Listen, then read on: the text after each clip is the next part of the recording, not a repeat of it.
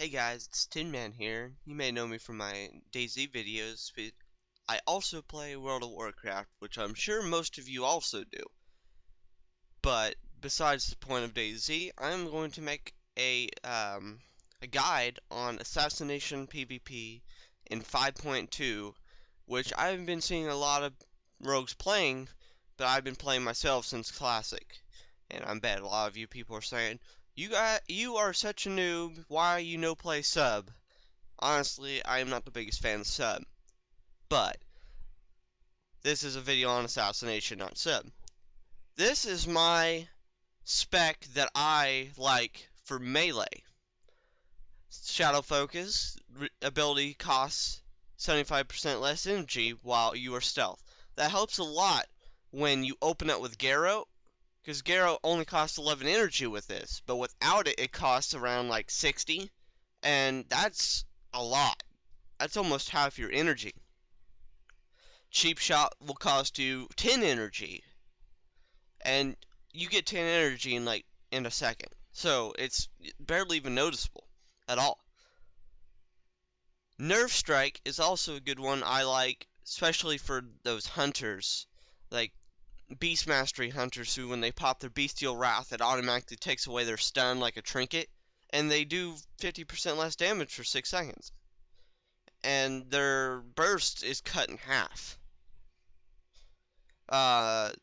Combat Readiness would also be a good one. I like Combat Readiness as well, but I would rather have Nerve Strike. I'm sure a lot of rogues don't take it, but that's my personal preference. For the 45 talent tree, well, tier, I take Elusiveness. Your feint ability also reduces the damage taken by 30% for 5 seconds. It's really good for when you're about to get bursted and you know it. You just use it and you take 30% less damage for 5 seconds. Leeching Poison's not really that good. It only heals you for like 500, but the shiv effect's pretty good, but it's not worth it over Elusiveness. Cheat Death. I don't really like it that well. Yeah, it saves you from dying, but most of the time, if you got a warrior on you, that execute breaks right through it, and it doesn't even work. It just goes up, goes down, you're dead. For the level 60 tier, Cloak and Dagger, I don't take, because that's more of a sub, because Ambush, Garrote, Cheap Shot abilities can now be used from 30 yards away. That has no effect on melee whatsoever. So I take Shadow Step. For those freaking mages who blink, you right up in them. Those monks who roll, or Serpent Kick, you're right up on them. Those hunters, when they disengage, when they don't have that stupid talent that roots you, you're right there. Burst of Speed, they reduce the energy on it a little bit, but no, it doesn't break the roots anymore, which isn't that good, so I prefer Shadow Step. Now, the 75 tier, I've been having a lot of trouble on myself. Whenever I'm up against a melee team, I take Paralytic Poison. Because they're on you, and then you're stabbing them, you're always on them, you're fighting them. They're not blinking away or anything, so you have that chance to put that stun on them, and you can shiv them and root them so they can't get after your healer. You could use the shiv to jump away and get your couple ticks of recoup off and get some health. Prey on the Weak is also a good one for melee, but I'd rather have the Paralytic Poison. But for casters, I use Dirty Tricks. You can't get the Paralytic Poison on them. And Prey on the Weak is also a good one, but I prefer Dirty Tricks. Because you want to free up that poison slot. Shuriken Toss for my level 90 talent, because it's extremely overpowered, and if they get away from you, you just toss a shuriken at them, and it deals like 5 million damage. Okay, not that much, but it hits for like 20-30k. and plus as Mutilate, it applies your deadly poison, your lethal poison. And your mastery for Assassination is poison damage. So it hurts really bad. Most rogues would take Anticipation, but it's good, but it's not as good as Shuriken Toss, because Shuriken Toss is overpowered. March for Death, I used it for the longest time. It's okay if you want to burst, or if you want to get that kidney shot off without using the combo points now. But it's a 1 minute cooldown, and if you kill the person, it's not that bad. It's not that bad at all. But that's my talent setup. As for gems, I mainly do Resilience. As you can see, PvP power in the blue sockets. In yellow sockets, of course, 320 PvP Resilience.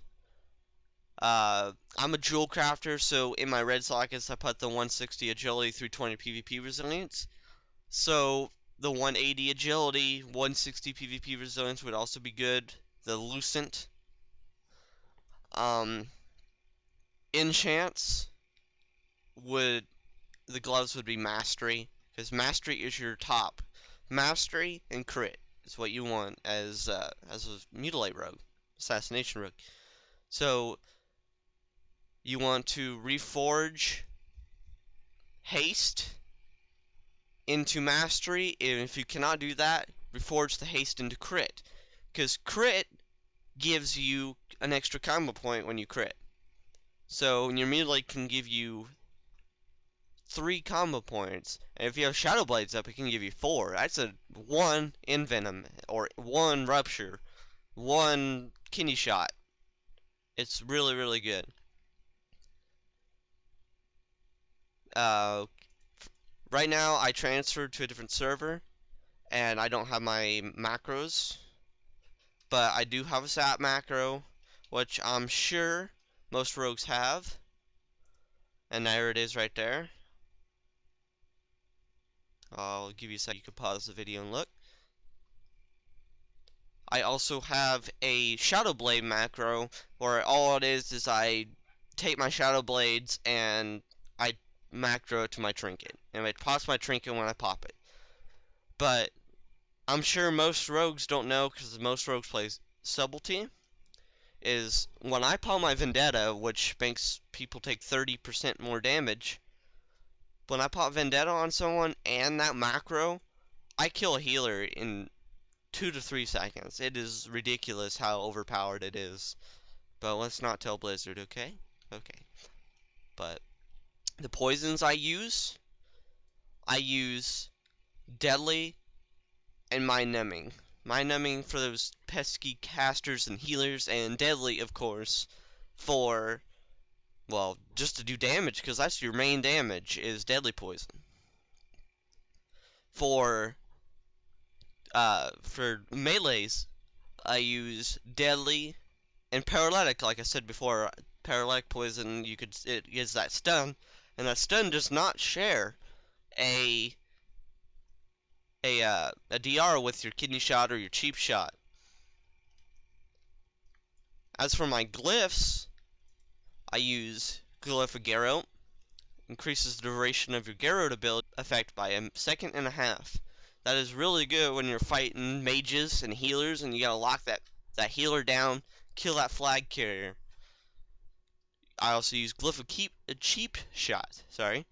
Increases the duration of your Cheap Shot by 1 second. That's really good for those warriors or the Death Knights, those freaking Death Knights who have like 12 trinkets.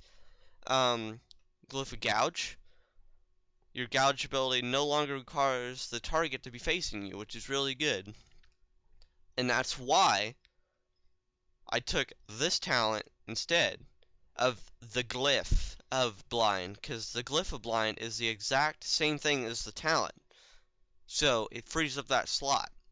But I switch it out accordingly when I switch to Paralytic Poison and put the Blind back on. And then I use Decoy because, yeah, it leaves that little decoy back when you vanish. Stay Fall is good when you need to jump off Lumbermill or jump into Mine to get those caps. And also glyph of blurred speed allows you to walk on water while your sprint ability is active. It's good for getting to blacksmith or just getting out of watery areas, you know. But I sometimes switch that out for glyph of poisons because it takes so long to put poisons on. See, like I'll show you. Yeah, see, you can't really like switch your poisons out fast. It's like 3 seconds to apply them, and it's like a second and a half. Like it's just like mounting when you put them on with the glyph. But yeah, mastery is your friend as mutilate. It does all your damage because of what is this move called here? Let me see. Venomous wounds. You want to keep your rupture up on your target at all times because you have a 75% chance to deal additional damage and regain 10 energy. So basically, it goes off every time your rupture ticks, and you get 10 energy and do more damage, which is poison damage, by the way, nature damage. So, what I usually do is here, let me go to a target dummy and I will show you. When I'm fighting a caster, I go up and I Gyaro, and then I immediately slice and dice, mutilate to get 4 or 5, and then rupture, mutilate once, then envenom. And as with envenom using it, it makes your slice and dice be like it's 5 combo points. So every time you envenom, your slice and dice gets reset for 40% attack speed, and attack speed equals more poison equals more damage. But your Garrett also applies, so you don't actually really have to sit here and you don't really have to apply Rupture until your Garrote's gone, but I did anyway. But that is for like a healer or for a mage or a warlock. But for a melee, it's the exact opposite. You go in, cheap shot. It was immune, of course. And then you get the slice and dice from that. You get up there, 4 combo points, rupture, and then you envenom. It's basically mages, spellcasters, healers, Gyaro, anything else, cheap shot. Unless they're immune to silence, of course. But a mage is just going to blink out of a stun, so that's what the shadow step's for. You shadow step to them, you kidney shot them. And then they're like, WTF, I can't do anything. Another nifty little trick that I've learned is when a mage freezes you, you don't have no trinket, you don't have no cloak. Or if a hunter does their disengage web, and you can't cloak out of that. So if you don't have your trinket, what I usually do is I smoke bomb. They can't hit me, shuriken toss. Of course I'm going to miss because I'm PvP gear. But just shuriken toss until it comes up, it's gone. You shadow step to them, kidney shot. They're dead. Well, they're not dead, but they're screwed for a little bit. That's a little nifty trick that I've learned.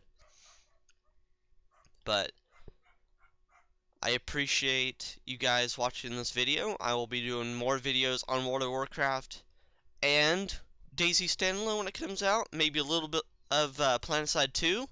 Maybe a little bit of Arma 3 as well. This is Tinman, and I am out.